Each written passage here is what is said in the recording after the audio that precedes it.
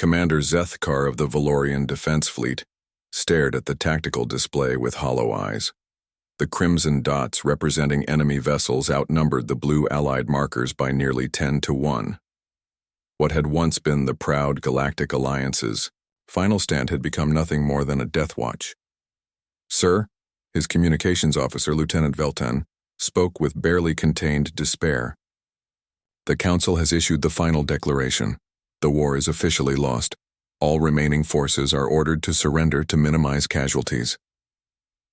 The bridge fell silent except for the low hum of failing life support systems. 3 years of brutal warfare against the hegemony had brought them to this moment. The enemy's biomechanical ships had swept through system after system, consuming entire worlds and converting their populations into mindless drones. Now, only a handful of Alliance vessels remained, scattered across the outer rim of the Kepler system. Zethkar's mandibles clicked in frustration. His people, the Valorians, had been among the first to join the Alliance 2 centuries ago. They had believed in the dream of peaceful coexistence among the stars. Now that dream was dying along with billions of sentient beings. "Commander," the sensor operator called out, her voice trembling. "I'm detecting massive energy signatures at the edge of the system. Hegemony reinforcements incoming." But as the signatures resolved on the display, something was wrong. These weren't the organic flowing lines of hegemony bioships. These vessels were angular, metallic, and completely unknown. "Sir, we're receiving a transmission on all frequencies," Veltan reported, his voice filled with confusion.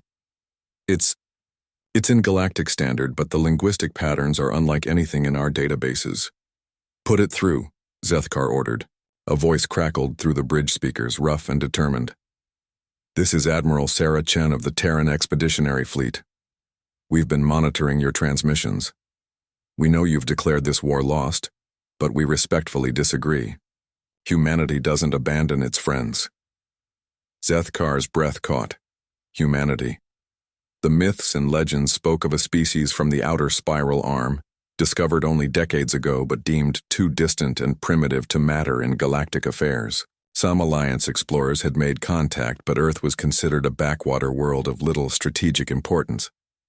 "Terran vessels," Zethkar transmitted back.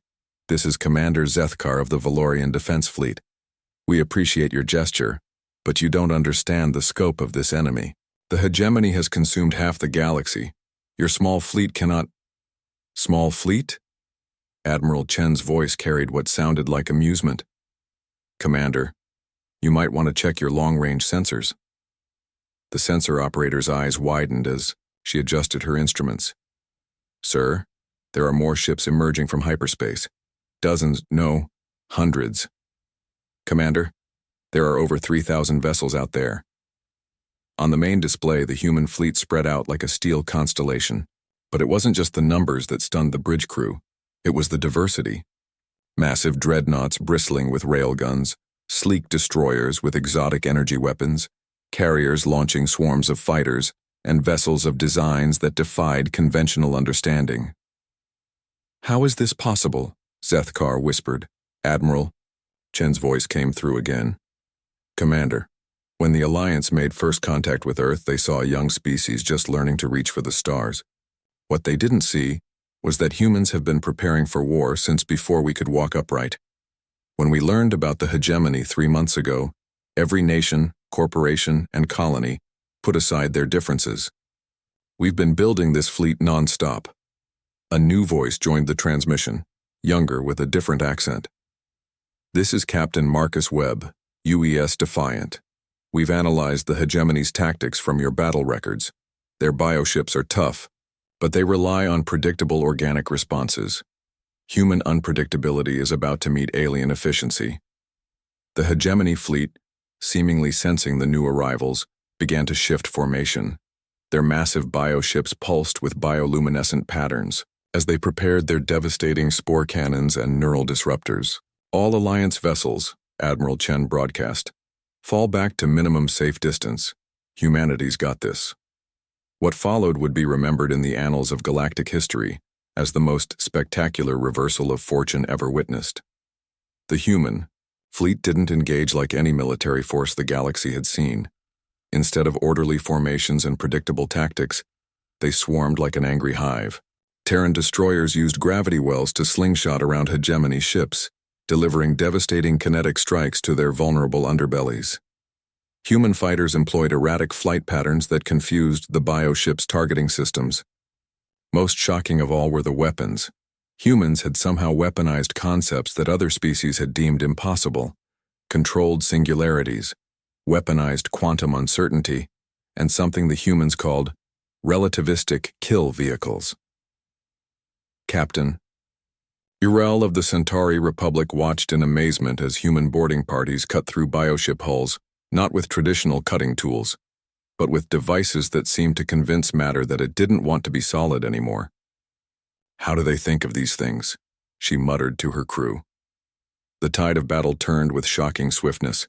Hegemony bioships, which had seemed invincible for 3 years, began falling before human ingenuity.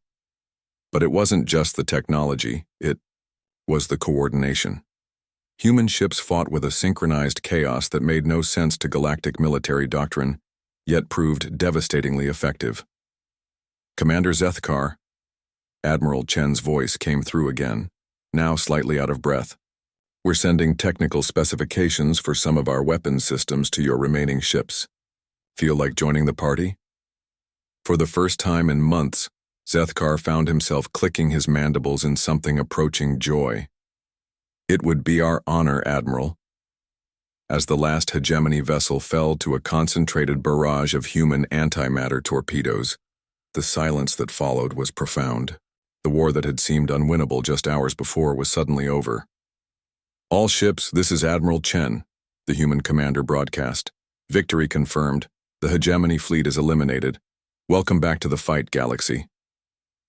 In the aftermath, as human medical ships rushed to aid wounded Alliance vessels and human engineers shared technologies that would revolutionize galactic civilization, Commander Zethkar realized something fundamental had changed. The galaxy had just learned that when humanity says they don't abandon their friends, they mean it with the force of 3,000 warships and the stubborn refusal to accept that any fight is truly lost. The war that had been declared over was indeed over, just not in the way anyone had expected.